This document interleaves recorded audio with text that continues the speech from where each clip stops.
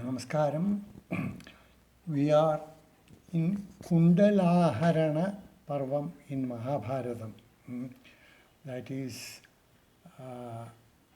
Indra receiving Karna's Kavacha, which is the armor, and Kundala, which is the ear protections, from Karna to make sure that Karna doesn't become that big a threat to Arjuna in the forthcoming war. Everybody knew that a war was imminent, and it was also known that these two, Karna and Arjuna, they were the main opponents. Each the strength of the respective side. Arjuna for the Pandavas, Karna for the Kauravas. So Indra, to make sure that Karna doesn't become that big a threat to Arjuna, asked for Karna's Kavacha and Kundala, and Karna gave them in exchange for a Shakti, Vaijayanti by name, which was also an invincible weapon. It was a sure weapon to kill one opponent. So Karna consoled that he could use that against Arjuna in case of emergency. And now we went through all that, we are now going into the birth of Karna, the background. We must have mentioned in the beginning that Karna was born to Kunti as an illegitimate child, in the sense she was born before her marriage, and that is the story we are going into. Kunti, whose actual given name was Pritha, was the sister of Shurasena, Sri Krishna's great-grandfather, I think. And he was a close friend of Kunti Bhoja, and they had an understanding that if either of them got a child, the firstborn will be given to the other if the other person didn't have a child. And when Shurasena got Pritha, the girl, Kunti Bhoja didn't have any children, so to keep the word, Shurasena gave Pritha to Kunti Bhoja. So she grew up as Kunti Bhoja's daughter, and hence she was later on called Kunti, Kunti Bhoja's daughter. And Kunti grew up as a dear child in the palace, dear to Kunti Bhoja and his wife, and also to others in the palace. She was very well behaved, intelligent, very pretty. So when sage Durvasa paid them a visit and showed his desire to stay with Kunti Bhoja, Kunti Bhoja accepted Durvasa, keeping in mind that he could employ Pritha in the service of the sage. Durvasa had a reputation of being very short-tempered. So Kunti Bhoja expected that Kunti could keep the sage in good humor. This story, in the initial part of Mahabharata, in the Sambhava Parvam, the visiting sage was specifically called Durvasa, whereas in the Kundalaharana Parvam, simply a Brahmin, it's only mentioned as a Brahmin visited them. So since it was mentioned as Durvasa in the Sambhava Parvam, we address him as Durvasa, call him as Durvasa. Durvasa lived in the palace for 1 full year, and he was a very difficult person to handle because he kept very irregular habits in terms of time, in terms of what he demanded. In every respect, he was unpredictable. But in spite of that, Kunti, Pritha, was clever enough to anticipate what the sage wanted, and in any case pleased him. She always showed a pleasant face, even if the sage came at the middle of the night, even if he left late in the night, whatever his habits, Kunti served him and made him happy.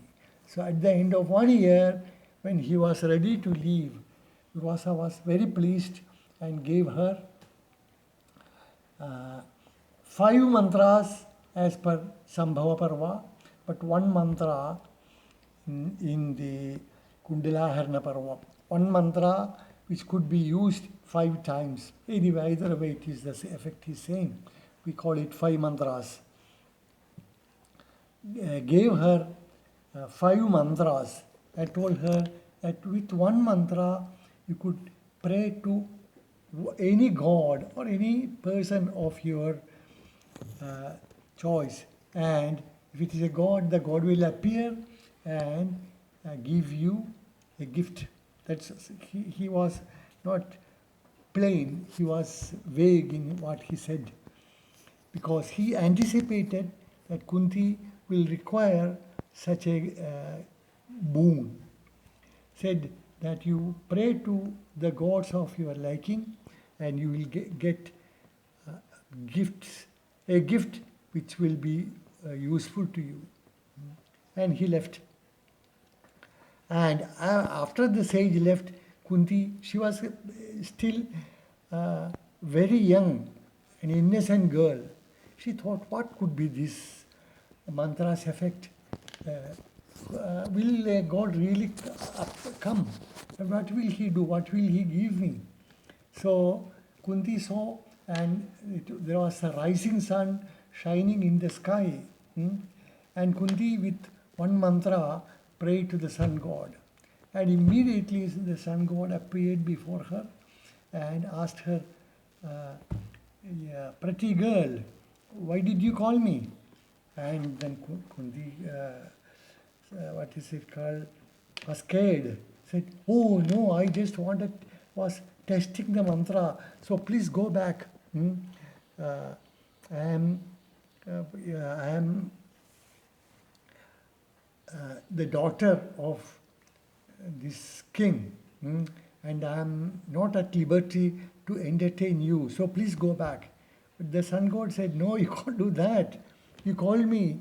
Now, as per the mantra, I have to have a union with you, and you will be gifted with a son who will be like me.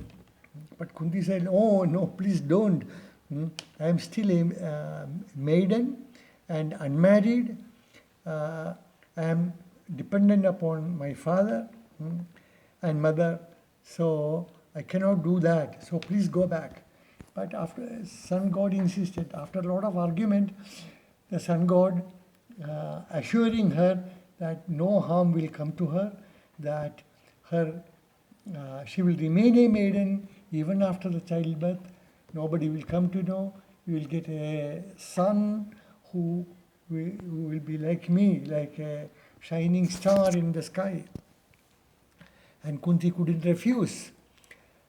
And they had a union, and the sun god disappeared, and soon Kunti became pregnant. And so of course she couldn't reveal her pregnancy. So she kept it a secret except for her uh, own old maid who looked after her. Told her what happened, and the two kept it a very secret.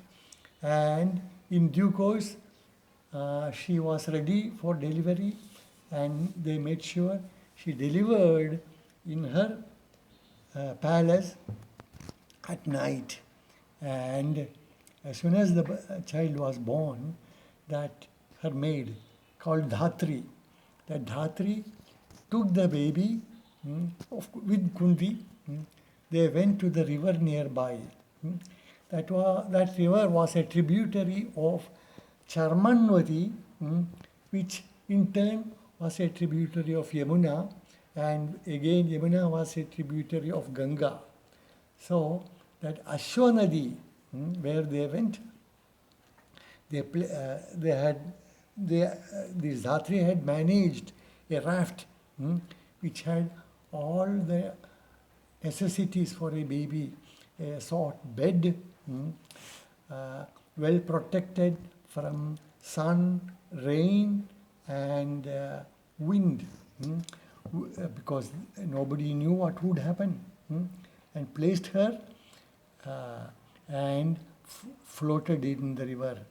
And Kunti prayed to all the deities, the sun god above all, to take care of his baby, under all circumstances, because he's in the sky, seeing all this. Pray to Varuna to take care of him in water. Pray to Vayu to take care of him in the air, and to all deities of all the 10 directions, that is the east, southeast, etc., up, below, all the 10 directions. Pray to them all, and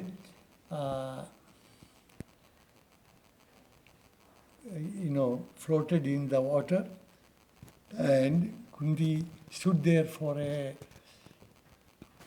minute wondering, will the baby survive? Who will get the baby?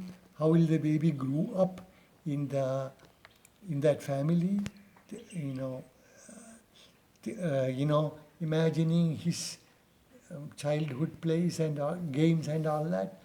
Kunti and Dhatri came back.